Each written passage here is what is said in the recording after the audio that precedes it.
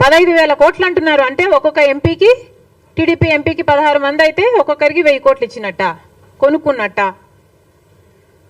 ఇది ఎక్కడి న్యాయం అని అడుగుతున్నాం. మిగతా వాటి హామీల, మిగతా యాక్ట్, రీఆర్గనైజేషన్ యాక్ట్లో వాటి సంగతి ఏమిటి?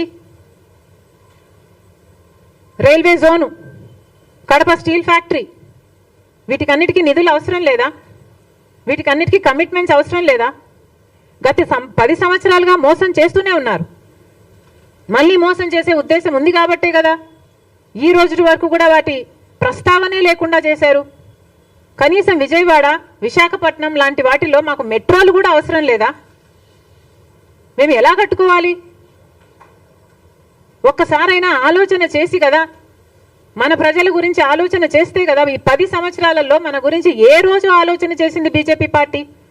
అలాంటి బీజేపీ పార్టీతో చంద్రబాబు గారు కూటమి కట్టారు. మొదటి నుంచి చెప్తూనే ఉన్నాం, పగులు పడిన గోతిలోనే మళ్ళీ రాత్రి పడతారు జాగ్రత్త అని. 10 సంవత్సరాలు మోసం చేశాడు మోడీ గారు. మళ్ళీ ఇప్పుడు ఈ సంవత్సరం మళ్ళీ మోసం చేశాడు మోడీ గారు. ఇక ఎన్నిసార్లు మోసం చేస్తారు? అన్నీ మోసాలే. ఇంతకుముందు ఏమన్నారు? 2022 కల్లా అందరికీ ఇల్లు అన్నారు.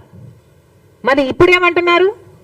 ఈ బడ్జెట్లో మళ్ళీ 3,000 మళ్ళీ 1 కోటి ఇల్లులు అంటున్నారు. 3 కోట్ల ఇల్లులు అంటున్నారు.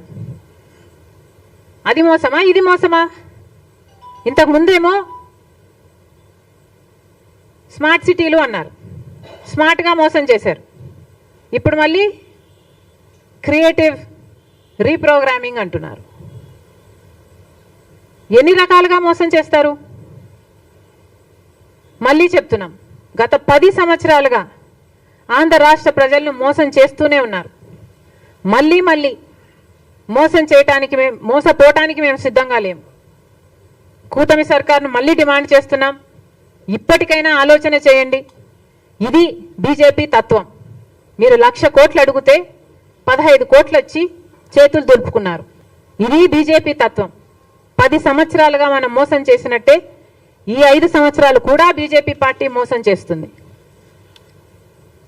కాదు అని మీరు కూడా ధైర్యంగా చెప్పలేని పరిస్థితి ఈరోజు ఉంది అంటే, ఈరోజు ఆంధ్ర రాష్ట్ర పరిస్థితి ఎంత దయనీయంగా ఉందో అర్థం చేసుకోండి.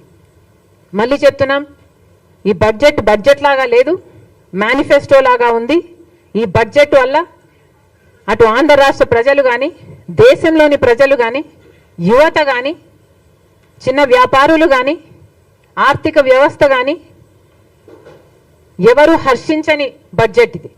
అందుకే సెన్సెక్స్ కూడా బడ్జెట్ అయిన వెంటనే 1,200 పాయింట్లు అది కూలిపోయింది.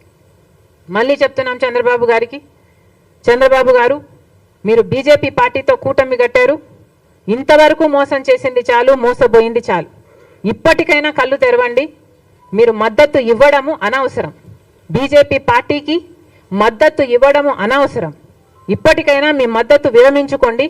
బీజేపీ పార్టీ అధికారంలో ఉన్నంత వరకు ఆంధ్ర రాష్ట్రానికి న్యాయం జరగదు. Thank you.